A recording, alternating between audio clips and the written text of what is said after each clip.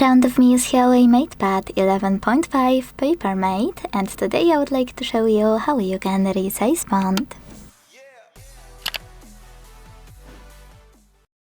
Start by opening Settings and scrolling a tiny bit to click on Display and Brightness. Now click on Text Size and Weight. Operate this slider under text size to adjust it, and when you finished, just go back. As you can see, after a few seconds, size of my text has changed. Thanks so much for watching. If you enjoyed this video, leave a like, comment and subscribe. Bye!